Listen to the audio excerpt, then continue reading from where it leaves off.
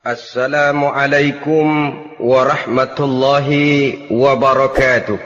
Waalaikumsalam warahmatullahi wabarakatuh. Bismillahirrahmanirrahim. Alhamdulillahi rabbil alamin. Wassalatu wassalamu ala ashrafil anbiya'i wal mursalin wa ala alihi wa ashabihil mujahidin at-tahirin, amma ba'du.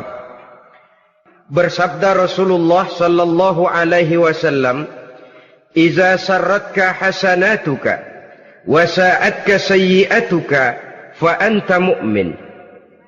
Apabila perbuatanmu yang baik menyebabkan engkau bahagia, apabila perbuatanmu yang baik menyebabkan engkau gembira, dan perbuatanmu yang jahat menyebabkan engkau jadi susah, itulah tanda bahwa di hatimu masih ada iman.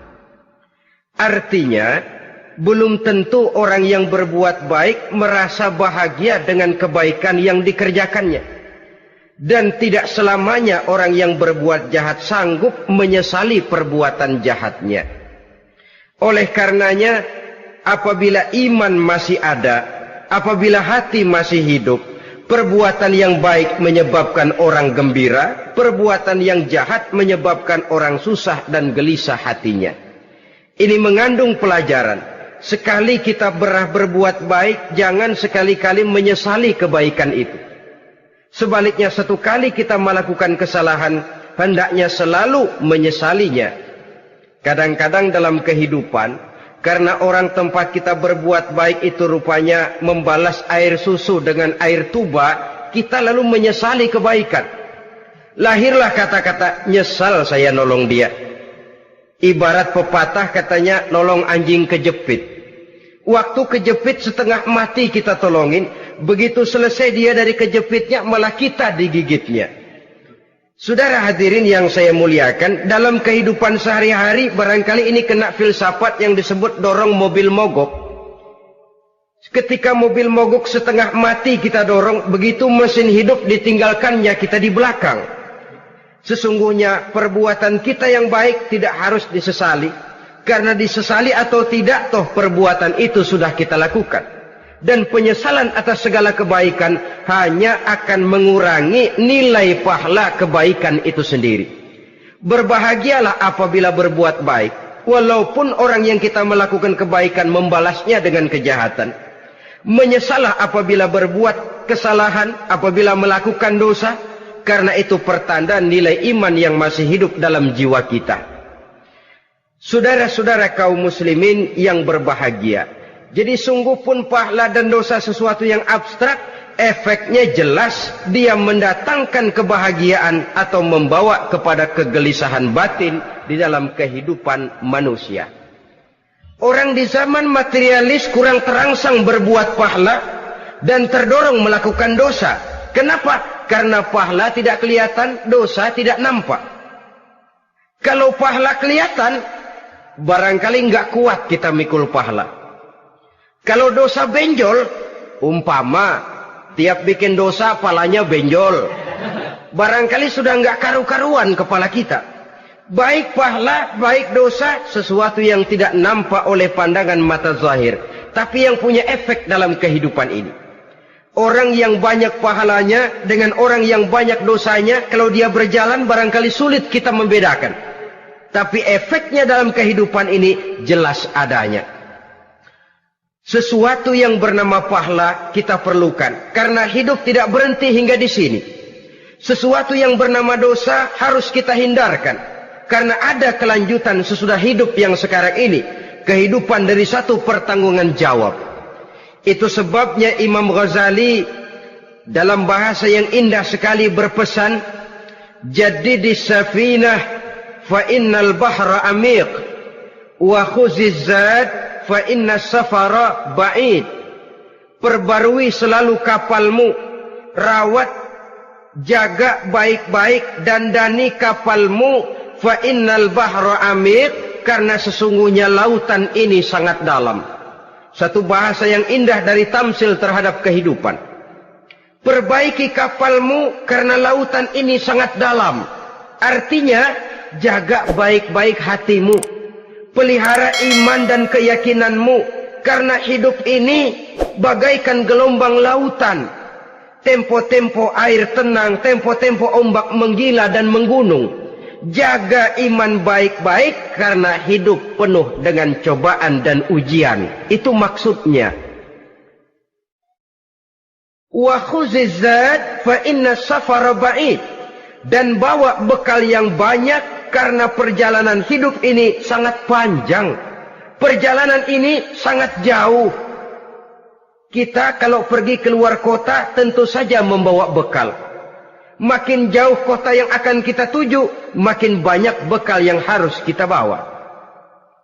Alangkah sengsaranya manusia apabila dia akan pergi ke satu kota yang jauh, modalnya cuma nekat. Bagaimana nanti di sana sajalah. Tidak membawa bekal sebagaimana yang sewajarnya. Hal yang semacam ini senangnya sih belum tentu, keblangsak dan susahnya sudah kebayang. Itu dalam kehidupan di dunia ini. Bagaimana kalau sudah bicara tentang kehidupan yang akan datang? Karena sesungguhnya hidup ini merupakan satu perjalanan yang sangat panjang. Sejak kita tinggal di alam arwah, pada saat jasad belum lagi diciptakan Allah, ruh sudah diciptakannya lebih dahulu. Sampai kemudian kita pindah ke alam rahim, alam kandungan ibu. Untuk kemudian berpindah kepada kehidupan dunia. Dari dunia ini kita pindah ke alam barzakh. Di sana tinggal kita 100 tahun mungkin, 100.000 tahun mungkin, 1 juta tahun mungkin, menunggu saat datangnya kiamat. Lalu dari alam barzakh pindah kita ke alam akhirat. Satu perjalanan yang sangat panjang. Alangkah malangnya, alangkah sengsaranya, jika tahu kita begitu panjangnya perjalanan hidup ini, tidak ada bekal yang kita bawa. Artinya kesengsaraan, kesulitan yang bertali-tali sudah jelas akan menimpa kita. Kalau pergi kita keluar kota membawa bekal uang, membawa bekal makanan, apa bekal yang mesti kita bawa? Apabila kita kembali ke alam barzakh, kembali ke alam kubur, berkumpul di padang mahsyar di akhirat nanti, nasi yang mau kita bawa, uang yang mau kita bawa, tentu tidak lagi. Karena kehidupan materialis selesai di atas liang lahat. Bila masuk kita ke liang lahat, disitulah pahala dan dosa memegang peranan yang sangat penting. Maka pada pertemuan malam ini, kita akan bicara tentang pahala dan dosa itu. Saudara-saudara kaum muslimin rahimakumullah. Yang dinamakan pahala, kata Imam Ali Al-Jurjani dalam kitab At-Ta'rifatnya, ma yastahiqqu bihi ar-rahmatu wal maghfiratu minallahi ta'ala. Sesuatu yang pelaksananya berhak untuk mendapat rahmah dan ampunan dari Allah. Dengan kata lain, nilai pahala adalah akibat dari perbuatan-perbuatan di dalam melaksanakan perintah dan anjuran yang ada di dalam kehidupan agama. Apabila perintah dan anjuran kita laksanakan, nilai pahala itu lalu datang. Nah, nilai pahala dalam Islam, menurut konsepsi Quran, Allah menjelaskan, man jaa bil hasanati falahu asyru amsalihha. Barang siapa yang datang membawa satu kebajikan, barang siapa yang melaksanakan satu kebaikan, maka dia akan mendapat balasan 10 kali dari kebaikan yang dikerjakannya. 10 kali ini pun masih dilipat gandakan dengan 7. 7 ini pun masih dikalikan 100. Dan itu pun masih ditambah dengan pernyataan, wallahu yudha'ifu liman yasha. Allah masih akan melipat gandakan perbuatan baik seseorang yang dikehendakinya. Itulah nikmatnya dalam Islam. Tetapi sebaliknya, wa man jaa'a bisayyi'ati fala yujza illa mislaha. Barang siapa yang melakukan satu kejahatan, dia tidak akan mendapat balasan kecuali sesuai dengan kejahatan yang dikerjakannya. Alangkah rahman dan rahimnya Allah. Orang yang berbuat baik dibalas 10, dikali 7, dikali 100, masih dilipat gandakan pula. Tapi orang yang berbuat jahat tidak akan mendapat balasan kecuali sesuai dengan kejahatan yang dikerjakannya. Ini kan beda dengan sifat kita manusia. Kita ini kadang-kadang kalau dijitak membalasnya mukul. Tapi kalau orang berbuat baik kepada kita, kita enggan untuk berbuat baik kepada orang tadi. Allah tidak mengajarkan begitu. Satu kebaikan berbalas 10. Satu kejahatan berbalas dengan satu kejahatan. Maha Rahman dan Rahim Allah. Bahkan dalam Islam, niat berbuat baik saja mendapat pahala. Sedangkan niat berbuat jahat belum ditulis merupakan satu dosa sampai kejahatan itu dikerjakan oleh orang yang niat tadi. Umpamanya, saudara niat nanti malam giliran pengajian saya mau hadir di majelis taklim. Pas datang waktu malam hujan turun sangat lebat. Saudara berhalangan datang ke majelis taklim, saudara sudah mendapat pahala niat. Tapi saudara niat, nanti malam kalau turun hujan, saya mau bongkar rumahnya si fulan, saya mau curi seluruh harta bendanya. Ternyata malam saudara tidak mengerjakan perbuatan itu belum ditulis dosa sampai perbuatan itu benar-benar dikerjakan. Tapi lalu jangan macam-macam, kalau begitu niat aja yang baik biar nggak usah dikerjain. Niat aja pengen ngaji walaupun tidak ada niatan untuk ngaji. Allah lebih tahu tentang apa yang terdetik di dalam hati sanubari kita. Itulah sebabnya sangat dianjurkan orang untuk melakukan segala macam kebajikan. Dan dianjurkan orang menjauhkan segala macam bentuk kejahatan. Karena dia akan berefek melahirkan dosa dan pahala. Dosa dan pahala itulah alat untuk memperoleh kebahagiaan di alam kubur, di padang mahsyar, sampai di akhirat nanti. Di dunia ini mungkin segalanya bisa kita beli dengan yang namanya uang. Keamanan kita bisa menyewa petugas untuk menjaga rumah kita. Kendaraan yang mewah bisa kita beli. Udara yang sejuk bisa kita ciptakan. Siapa banyak uang dia raja. Mungkin itu di dunia. Tapi bisa apa uang kalau kita sudah masuk ke alam kubur? Bisakah munkar nakir kita sogok? Udah karkir, jangan nanya nih, cepet. Bisakah malaikat azab menyingkir dengan uang semir? Ternyata tidak. Untuk memperoleh kebahagiaan di sana, nilai pahala. Kesengsaraan akan kita dapat kalau kita banyak menumpuk dosa. Oleh karena itu jangan beranggapan, pahala nggak kelihatan, dosa juga nggak kelihatan, biarin saja. Yang tidak kelihatan ini pada waktunya akan memegang peranan yang sangat penting. Tapi tidak cuma untuk menghadapi hidup di situ, kita lalu harus berbuat baik dan meninggalkan yang jahat. Terutama juga di dunia ini. Toh pepatah bilang gajah mati meninggalkan gading, harimau mati meninggalkan belang. Apa yang akan kita tinggalkan setelah kita mati? Kita ingin jasad kita boleh hancur terkubur tanah, tapi nama kita ingin hidup terus, dikenang orang 100, 1000, bahkan 1.000.000 tahun yang akan datang.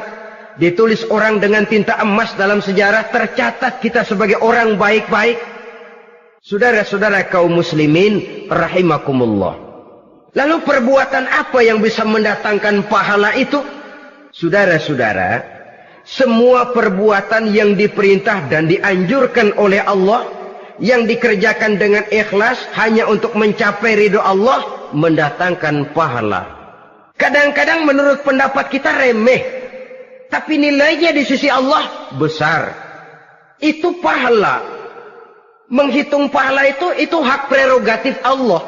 Perbuatan yang ringan Allah mau berikan ganjaran yang besar, itu urusan Allah. Misalnya, kata Nabi, la tahkiranna minal ma'rufi syai'an. Jangan kamu menganggap remeh perbuatan baik walaupun kecil.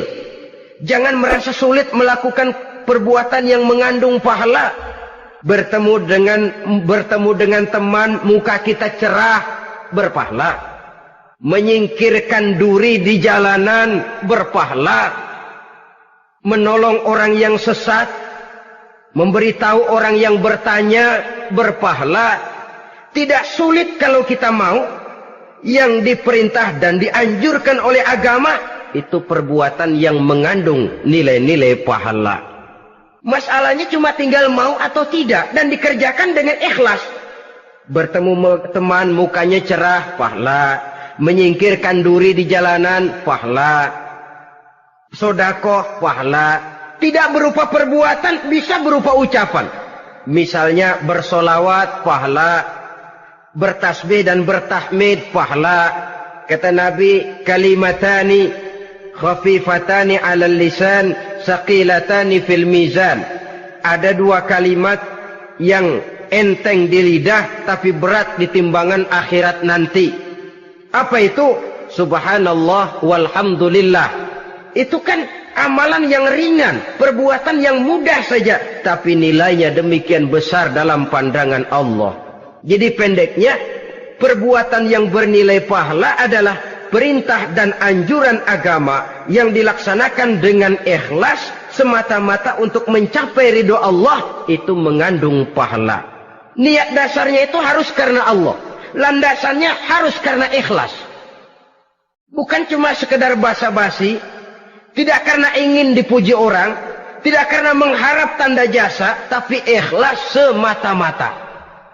Dari perbuatan yang paling kecil dan mudah sekali sampai kepada amalan-amalan yang besar dan memerlukan biaya yang besar, seperti melaksanakan ibadah haji, seperti jihad fi sabilillah, membangun masjid, membangun pondok-pondok pesantren, membangun pusat-pusat kesehatan, membangun jalan-jalan umum, termasuk menjaga keamanan. Jangan dikira loh, siskamling umpamanya, menjaga keamanan kampung tidak berpahala. Kalau diniatkan ibadah, menjaga ketenangan warga supaya mereka tekun ibadah, ikhlas karena Allah, itu juga bernilai ibadah. Keluar kita dari rumah, pergi pagi, pulang sore, peras keringat, banting tulang cari nafkah, buat menghidupi anak istri kita. Kalau diniatkan ibadah, melaksanakan kewajiban sebagai kepala rumah tangga, membantu orang tua sebagai anak, itu juga perbuatan-perbuatan yang mengandung pahala. Yang terbaik sesuai dengan bidang kehidupan kita. Ada orang yang dinamakan abid, ahli ibadah, pahala yang paling baik bagi dia, banyak-banyak tahajud, sembahyang malam, wirid, zikir, tasbih. Ada yang dinamakan orang alim, pahala yang paling baik buat orang macam ini, mengajar, menyebarkan ilmu, mendakwahkan Islam. Ada yang disebut wali, pejabat pemerintah, petugas. Amalan pahala yang paling baik buat orang semacam ini, melayani masyarakat, bekerja di bidangnya sesuai dengan profesinya. Saudara hadirin yang saya hormati, jadi dengan demikian, perbuatan-perbuatan yang mengandung nilai-nilai pahala ini bisa perbuatan yang menurut kita kecil namun punya nilai besar. Apalagi perbuatan besar dengan biaya yang besar, tentu makin besar juga pahala yang disediakan oleh Allah Subhanahu wa ta'ala. Oleh karenanya, kalau kita bercermin dari ayat Quran, hidup ini kesempatan untuk berbuat baik. Huwallazi khalaqal mauta wal hayata liyabluwakum ayyukum ahsanu amala. Dialah Allah, Tuhan yang telah memberikan hidup dan mati kepadamu untuk menguji kamu, siapa di antara kamu yang paling baik amal perbuatannya. Jadi tidak saya rinci, tapi cukuplah satu penjelasan global. Perbuatan yang berpahala adalah perbuatan melaksanakan perintah Allah atau anjuran Allah dengan dasar ikhlas, dengan tujuan untuk mencapai ridho Allah semata-mata. Lalu apa perbuatan yang mengakibatkan dosa itu? Saudara-saudara, dosa lahir akibat melakukan larangan Allah atau mengerjakan yang dicelaknya. Nah, para ulama ada yang membagi dosa itu menjadi dua bagian. Ada dosa-dosa kecil, ada dosa-dosa besar. Tetapi sebenarnya ditinjau dari segi hakikatnya, kalau sudah melakukan satu kesalahan yang mengakibatkan dosa, jangan dilihat besar dan kecilnya, tapi kepada siapa dosa itu kita kerjakan. Sebab kalau dosa kita anggap satu yang kecil, orang akan terangsang untuk mengerjakan yang kecil-kecil saja. Sehingga dengan demikian, yang kecil pun akan menjadi besar kalau ditumpuk-tumpuk. Sedangkan yang besar bisa saja menjadi kecil kalau selalu diiringi dengan permohonan ampun kepada Allah. Itu sebabnya para ulama sufi, orang-orang tasawuf mengatakan, la saghair ma'al istimrar wala kabair ma'al istighfar. Tidak ada dosa yang kecil kalau dikerjakan terus-menerus, dan tidak ada dosa yang besar kalau digempur tiap saat dengan perbuatan istighfar atau memohon ampun kepada Allah Subhanahu wa taala. Cuma saja pada umumnya, karena dosa-dosa kecil itu lebih mudah taubatnya, dan ada janji Nabi, barang siapa yang meninggalkan dosa-dosa besar akan diampuni dosa-dosanya yang kecil-kecil. Oleh karena itu, pada kesempatan ini kita akan juga bicarakan apa saja yang termasuk klasifikasi dosa-dosa besar, dengan harapan kita bisa menjaga diri, menyelamatkan diri, jangan sampai terjatuh ke dalam dosa-dosa yang besar tadi. Tetapi bukan berarti kita harus terangsang melakukan dosa-dosa yang kecil. Biarin kecil ini, tobatnya gampang. Dosa kelas teri. Dosa itu kan tidak kelihatan.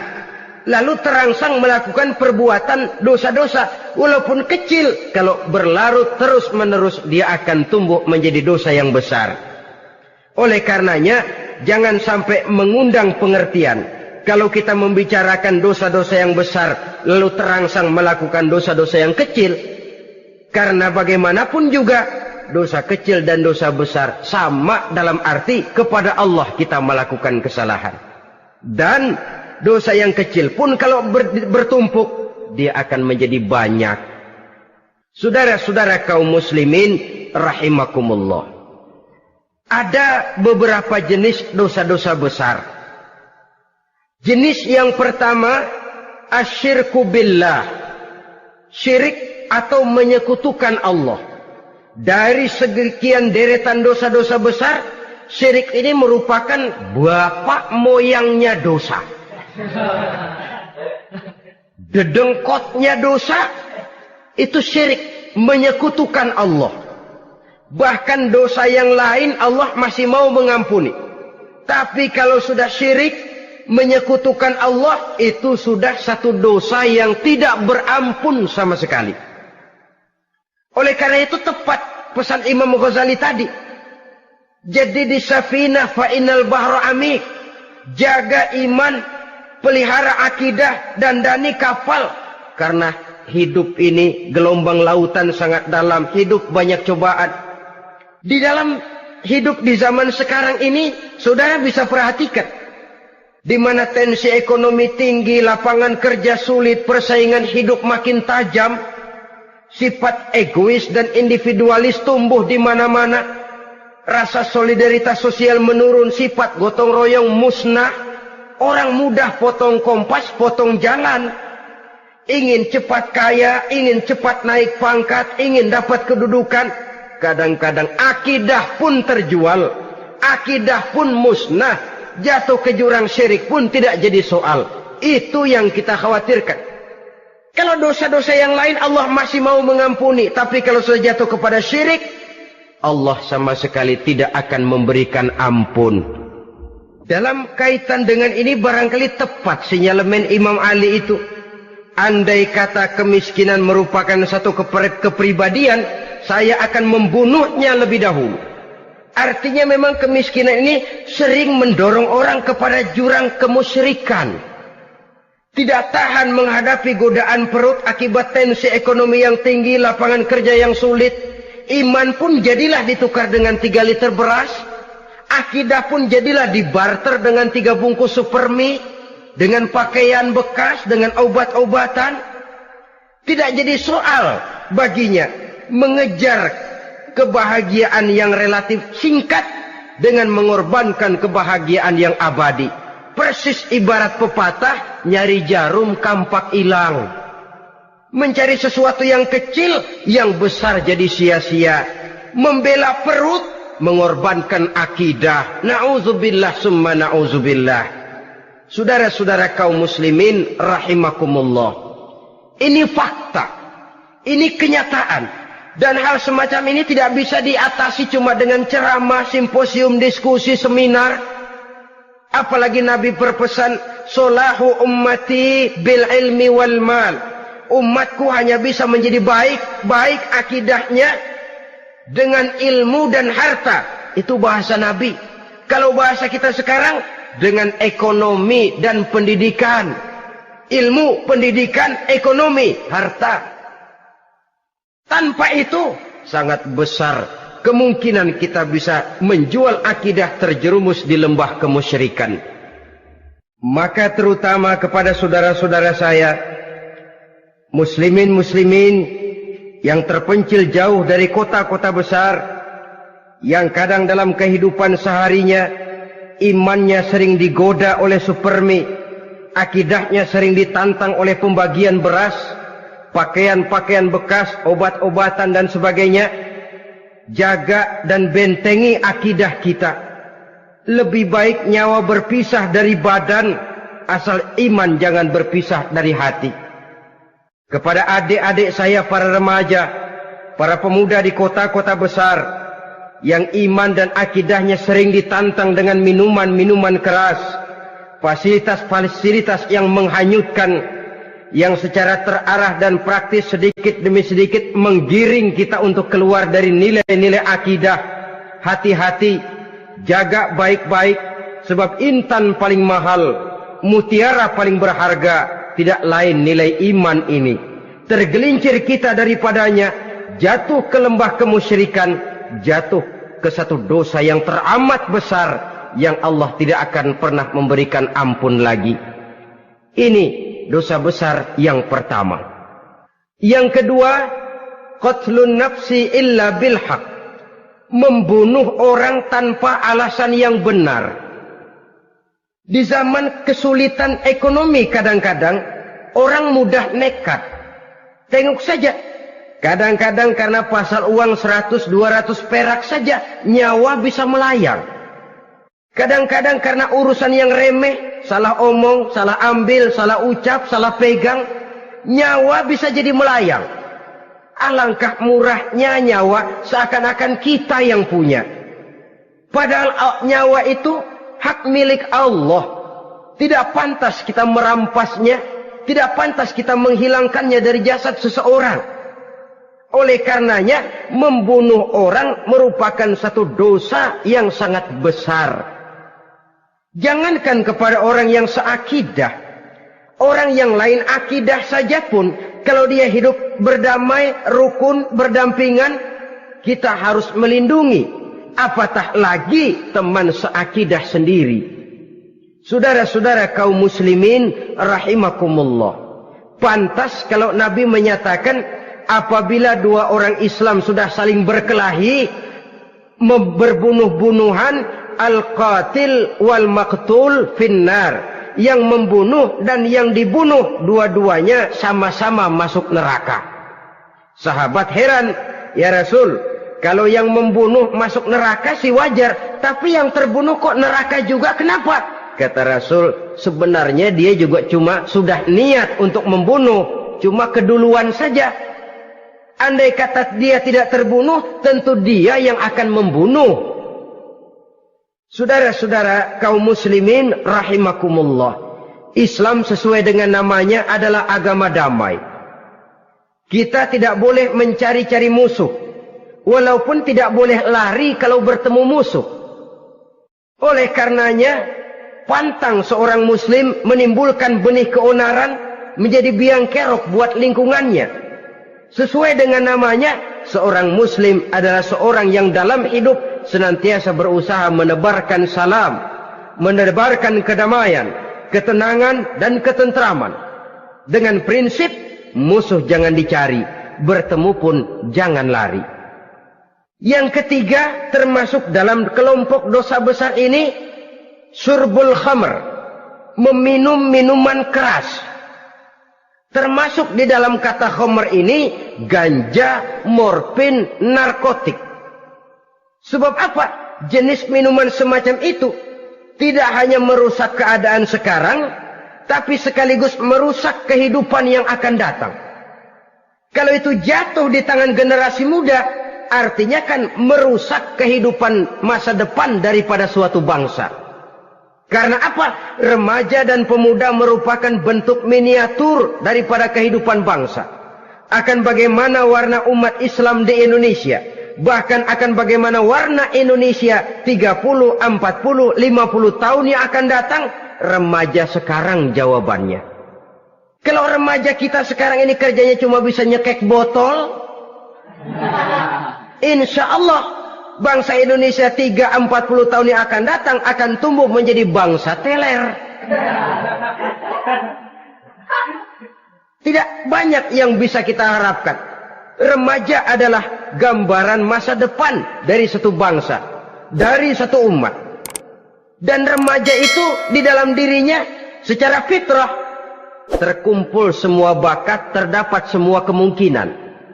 Kita ini lahir membawa sifat pemimpin, tapi juga membawa sifat pengacau. Kita ini ada bakat jadi orang jujur, ada bakat jadi pengkhianat. Kita ini ada bakat menjadi orang baik-baik, kita juga punya bakat jadi biang kerok. Kita kemungkinan bisa jadi pemimpin bangsa, tapi juga bisa menjadi pemimpin bangsat. Nanti lingkungan dan pendidikan akan menumbuhkan, membentuk mana yang tumbuh lebih subur. Kalau lingkungan dan pendidikannya lebih banyak bercerita tentang kejujuran, maka nilai kejujuran yang akan tumbuh lebih banyak dalam jiwanya. Dan insya Allah diharapkan dia akan menjadi manusia yang jujur di kelak kemudian hari nanti. Dan masalah minuman keras ini sebenarnya berkait. Kita tidak bisa cuma menyalahkan remaja saja, menyalahkan pemuda saja. Karena bagaimanapun masalahnya kompleks. Menghancurkan sesuatu tanpa melihat kausalnya, tanpa melihat sebab akibatnya kan sama juga bohong.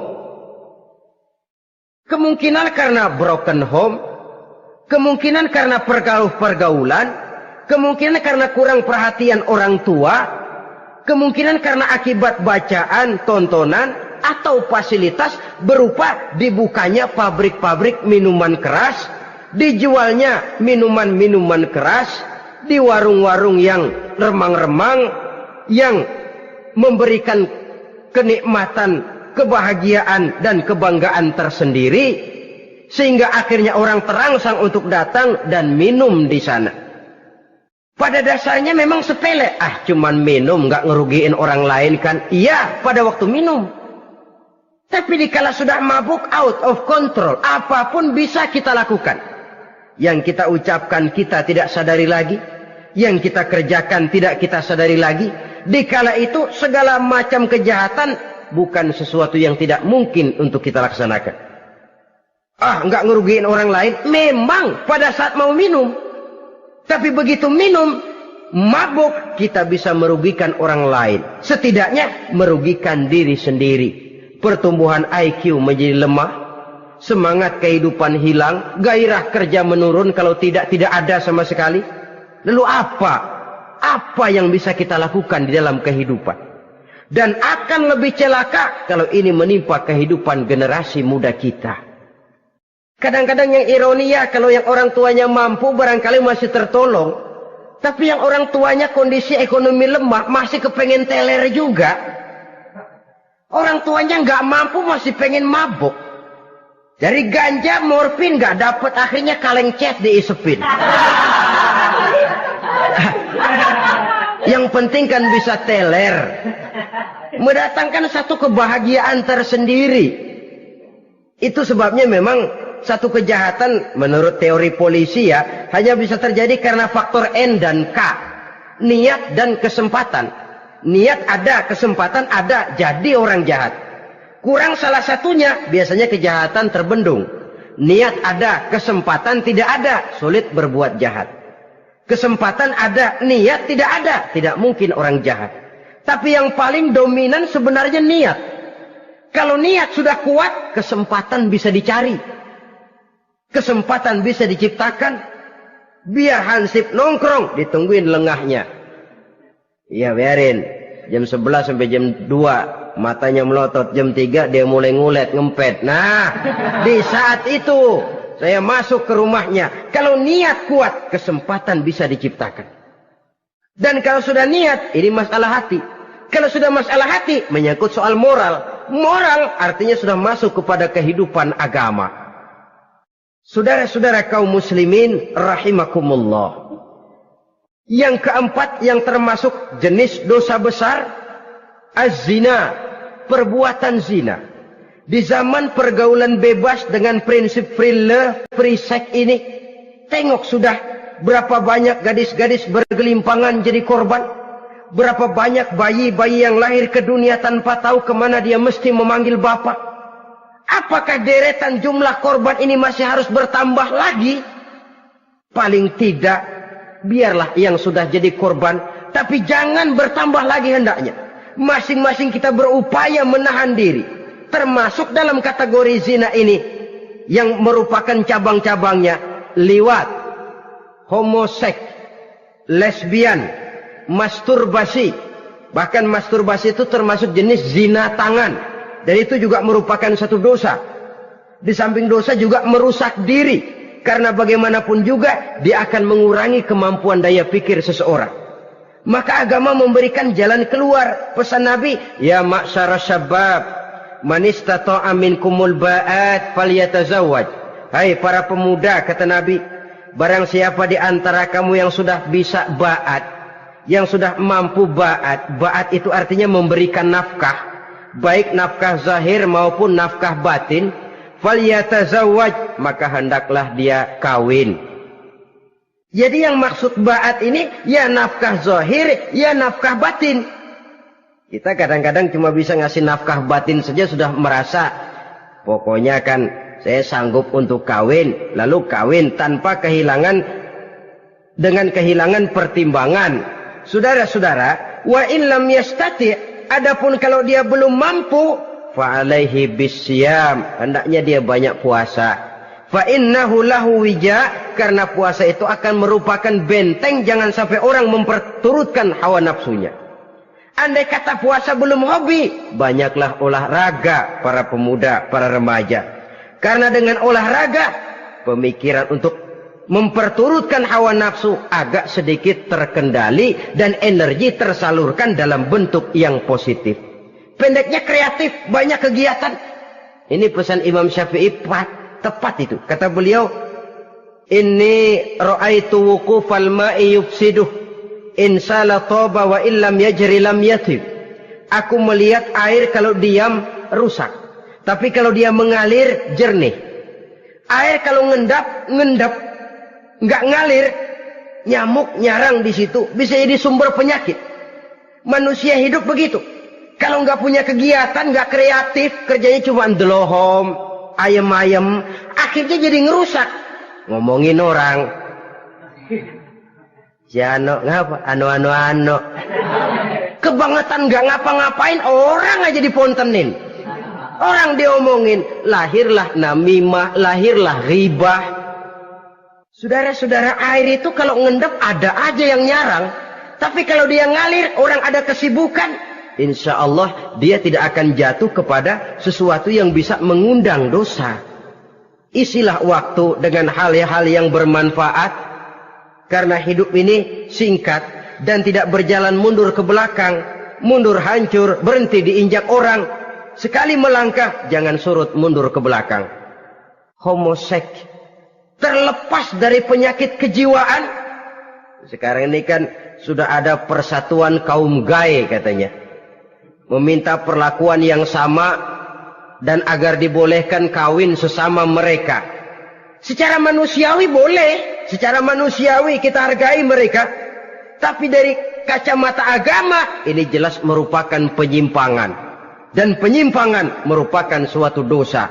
Terlepas dari pertimbangan manusiawi. Jangan karena terlalu memperturutkan suara manusiawi, lalu kita mengesampingkan agama. Termasuk lesbian, wadon karo wadon. Kalau homo itu kan lanang karo lanang katanya. Saudara-saudara kaum muslimin rahimakumullah, ini bukan penyakit baru. Liwat, homoseks sudah dikenal dari zamannya Nabi Lot. Laki dengan laki. Lesbian dari zaman istrinya Nabi Lot. Terlepas dari penyakit kejiwaan, dari segi agama, ini merupakan penyimpangan dan merupakan dosa yang besar. Yang kelima, yang termasuk jajaran dosa kelas kakap, qazful mu'minina wal mu'minat, menuduh orang mukmin yang baik-baik, laki atau perempuan, melakukan perbuatan zina sehingga hancur namanya di masyarakat. Ini merupakan satu perbuatan dosa yang sangat besar dan sangat dimurkai oleh Allah. Saudara-saudara kaum muslimin rahimakumullah. Oleh sebab itu tentang masalah ini, kalau memang tidak ada saksi, jangan sembarang kita enteng lidah menuduh orang lain berbuat zina, menuduh orang lain berbuat serong. Dosanya kelewat besar di dalam kehidupan. Karena apa? Mencari harga diri itu berat. Memelihara kehormatan diri jauh lebih berat. Satu kali orang dihancurkan namanya di masyarakat, dia akan terisolir jadinya. Oleh karenanya, berlindung kita kepada Allah, jangan sampailah dihinggapi oleh sifat ini. Karena sentimen kita kepada seseorang, karena hasad kita kepada seseorang, tidak senang melihat orang lain lebih maju, lalu lidah ini seenaknya saja mengucapkan kata. Padahal sanksi dan resikonya sangat besar. Yang kita tuduh barangkali mendapat pahala dari Allah. Kita sendiri yang menuduh tanpa saksi, tanpa alasan yang benar, mendapat dosa yang sangat besar. Saudara-saudara, memang kadang-kadang aneh dalam hidup ini. Seorang pelacur biasanya bisa menjaga mulutnya di masyarakat. Kata-katanya baik, sopan. Kenapa? Karena mulut yang satu sudah tidak terjaga.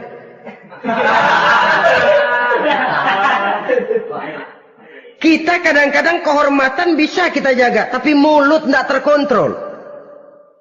Ngomong saenake dewe, bikin orang mangkel, kesal, fitnah sana, fitnah sini, menghancurkan nama baik orang, ngomongin yang macam-macam.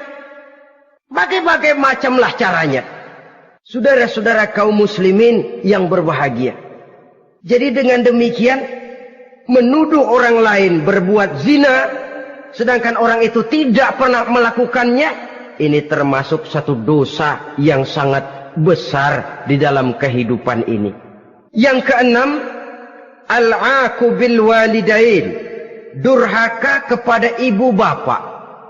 Seorang anak, bagaimanapun banyak nilai ibadahnya, banyak kebaikan di masyarakat, menyandang berbagai macam gelar, pangkat dan jabatannya tinggi, tapi kalau sudah durhaka kepada kedua orang tuanya, alamat hidup tidak lagi membawa keberkahan.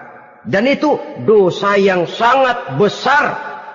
Sampai Nabi sabdakan, ridho Allah ada di dalam keridhaan ibu bapak. Murka Allah pun ada di dalam kemurkaan ibu dan bapak. Walaupun belum tentu setiap kita orang tua, tapi yang jelas setiap kita adalah anak. Dan setiap anak punya ibu dan bapak. Jangan sampai kacang lupa kepada kulitnya. Saudara-saudara kaum muslimin rahimakumullah.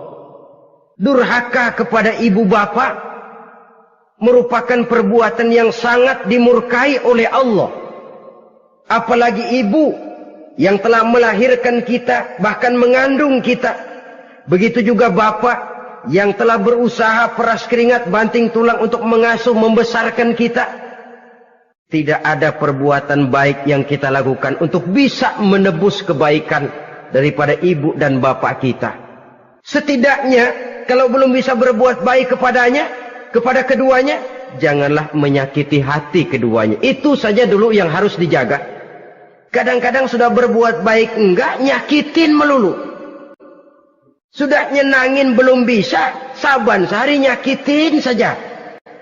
Padahal kedua orang tua itu doanya manjur, sebagaimana sumpahnya juga bisa jadi kenyataan. Dan sering bahkan menjadi kenyataan. Sampai ibu bapak sudah wafat, sudah meninggal sekalipun, kewajiban berbakti masih harus terus dilakukan oleh seorang anak. Lalu yang ketujuh, at-tawalli yaumaz zahfi, berpaling pada hari pertempuran. Orang sedang sibuk-sibuk menghadapi musuh, maksudnya berjuang membela agama ini, dia lari menyelamatkan diri. Pengecut, mental munafik. Ayo, kalau demi agama, mari kita maju ke depan. Allahu Akbar. Yang besar Allah, yang lain kecil semua. Maju. Orang lain maju serentak, dia mundur jauh ke belakang. Mental munafik, mental calo istilah sekarang ini. Oh, itu calo, mental calo. Tuhan gedek banget itu. Coba ya, calo itu paling sibuk nyuruh penumpang naik. Tapi sementara penumpang naik sampai ke tempat tujuan masing-masing, calonya nggak kemana-mana, diem aja di situ. Cuma orang aja disuruh naik. Saudara-saudara, kerja bakti, orang turun ke comberan, dia naik ke tempat tidur. Mundur di hari pertempuran, menyebabkan orang lain gugur, dia sendiri menyelamatkan diri. Mental pengecut, mental munafik, itu merupakan dosa yang sangat besar. Saudara-saudara kaum muslimin rahimakumullah. Itu sebabnya agama itu memerlukan keberanian. Memang, tapi bukan keberanian yang tanpa perhitungan. Sebab berani tanpa berhitung namanya berani babi. Kita berani kalau benar, kita harus takut kalau salah. Jangan dibalik. Salah berani, nekat namanya. Benar takut, pengecut namanya. Orang yang pengecut adalah orang yang takut membela kebenaran. Orang yang nekat sesungguhnya udah salah nggak malu lagi. Udah salah nekat lagi. Merasa rugi berbuat kebaikan, puas kalau berbuat kejahatan.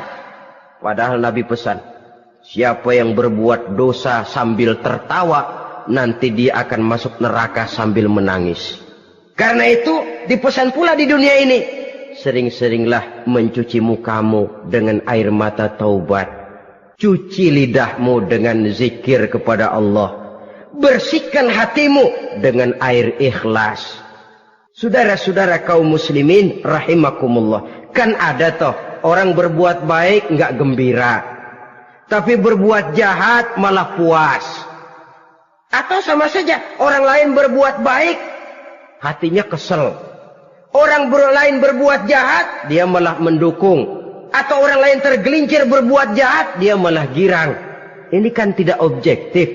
Karena yang berbuat baik, orang yang dia keselin, dia nggak seneng. Tetapi karena yang berbuat jahat, orang yang dia senengin, dibenerin juga. Itu nggak objektif namanya. Mundur di hari pertempuran pada saat saudara-saudara kita sedang menghadapi musuh, sikap pengecut yang sangat dibenci Allah. Yang kedelapan, termasuk kelompok dosa besar, aklu malil yatim, makan harta anak yatim. Kadang-kadang ada orang mengeksploitir loh nasib anak-anak yatim. Karena biasanya para dermawan peka kalau mendengar nasib yatim, memberikan santunan. Si yatim belum makan, yang ngurusin udah pada kenyang. Mengeksploitir, memakan harta anak yatim termasuk dosa yang sangat besar. Sehingga Nabi pesan, ana wa kafilul yatim kahataini yaumal qiyamah. Aku dan orang yang menyantuni anak yatim seperti dua jari ini di hari kiamat. Rumah yang paling dimuliakan Allah adalah rumah yang di dalamnya ada anak yatim yang hidupnya dihormati. Hidupnya disantuni, keperluannya dicukupi. Maaf saja, tahap kita menyantuni anak yatim ini baru tahap setahun sekali. Kalau Muharram kita agungkanlah, kita besarkan. Lebaran yatim katanya. Kita kumpulkan dana, kita usap kepala yatim, kita kumpulkan beras. Kita bagikan hari itu. Perkara bulan depan kelaparan, kita tutup kuping. Perkara bulan berikutnya dia kelaparan, kita masa bodoh. Bahwa di bulan Muharram kita santuni yatim piatu itu sudah baik. Tapi akan lebih baik lagi kalau kita sanggup menjadi bapak asuh mereka, memikirkan sekolah mereka, ada kontinuitas. Kalau mereka diasuh oleh orang lain, lalu bertukar agamanya, berpindah akidahnya, kita ngomel habis-habisan. Tapi kita ada kemampuan, kita tidak mau berbuat semacam itu. Ya sama juga bohong namanya. Saudara-saudara kaum muslimin rahimakumullah. Orang yang menyantuni yatim mendapat pahala besar. Tapi orang yang mengkorup harta anak yatim, dosanya juga sangat besar. Berhati-hatilah kalau kita diberikan kepercayaan oleh masyarakat untuk mengurus anak-anak yatim. Karena pahalanya besar, resikonya juga besar. Yang ke-9, syahadatuz zur, sumpah palsu. Sebab sumpah palsu ini menggunakan nama Allah untuk sesuatu yang tidak benar. Nama kita saja dibawa untuk yang tidak benar, kita jengkel. Nama kita dipalsukan untuk sesuatu yang tidak baik, kita kadang-kadang jengkel, tidak puas jengkel, menuntut melalui saluran hukum. Kenapa? Nama saya dicatut.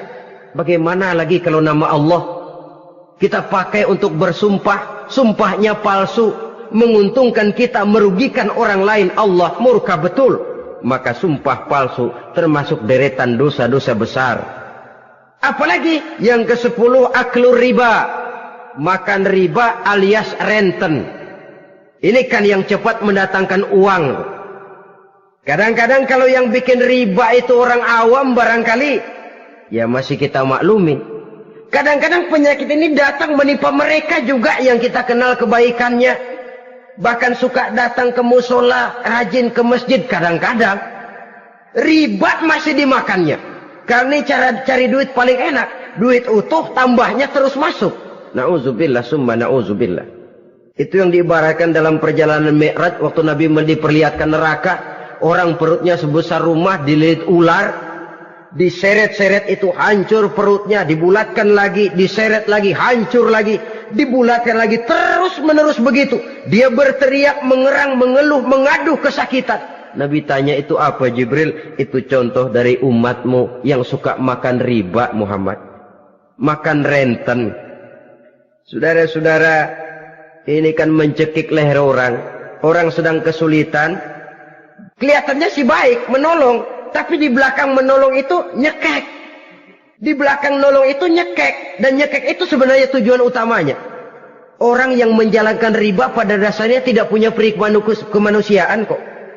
Kalau dia kelihatannya mau menolong, kelihatannya motifnya mencari untung di belakang itu. Jauh dari kemanusiaan. Yang ke-11, saudara-saudara, termasuk jajaran dosa besar itu, qat'ur rahim, memutuskan silaturahmi, marah, hobi sama marah. Kalau 3 hari nggak marahan sama orang, ngebet palanya. Selalu nyari gara-gara. Kalau udah marah berlaku perpanjangan waktu. Tahun, 2 tahun, kadang-kadang seumur hidup. Saudara hadirin yang saya muliakan. Apalagi mengurangi timbangan termasuk kelas dosa besar.